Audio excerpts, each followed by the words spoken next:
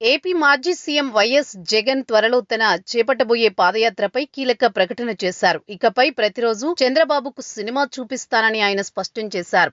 Addanki assembly నియోజకవర్గ వైఎస్ఆర్సీపీ స్థానిక సంస్థల ప్రజాప్రతినిధులు, నాయకులు, ముఖ్య కార్యకర్తలతో పార్టీ కేంద్ర కార్యాలయంలో సమావేశమైన మాజీ ముఖ్యమంత్రి జగన్ ఈ సందర్భంగా కీలక వ్యాఖ్యలు చేశారు. ఎన్నికలలో ఏ హామీ నిలబెట్టుకోని కూటమి ప్రభుత్వం ప్రజలను మోసం చేసిందన్నారు.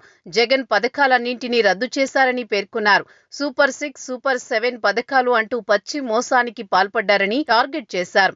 అధికారంలోకి వచ్చిన 2 ఏళ్లలో రాష్ట్రాన్ని అప్పుల కుప్పగా మార్చారని మండిపడ్డారు. చంద్రబాబుది ఏకంగా క్రెడిట్ దోపిడీ అని పేర్కొన్న జగన్ ఆర్సెల్ఆర్ మిట్టల్ స్టీల్ కంపెనీ తామే తెచ్చినట్లు బిల్డప్ ఇచ్చారన్నారు. తమ ప్రభుత్వ హయాంలోనే మిట్టల్ గ్రూప్ తో చర్చలు జరిపామని, 2022 దావోస్ పర్యటనలో ఆదిత్య మిట్టల్ తో చర్చలు జరిగినట్లు పేర్కొన్నారు. అప్పుడే స్టీల్ ప్లాంట్ ఏర్పాటుపై సూత్రప్రాయ అంగీకారం వచ్చిందన్నారు.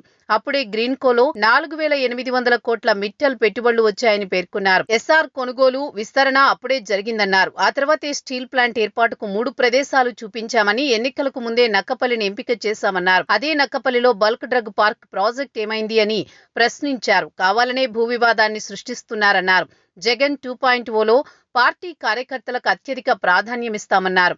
నియోజకవర్గాల పెంపు శుభవార్త అని చెప్పిన జగన్ సీట్ల పెంపు హర్షణీయమన్నారు.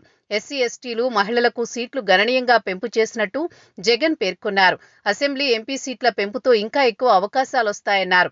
గట్టిగా పనిచేసే వారికి, పటిమ ఉన్నవారికి ప్రోత్సాహం లభిస్తుందన్నారు. నాయకులుగా ఎదిగేందుకు కార్యకర్తలకు అవకాశం ఇస్తామన్నారు.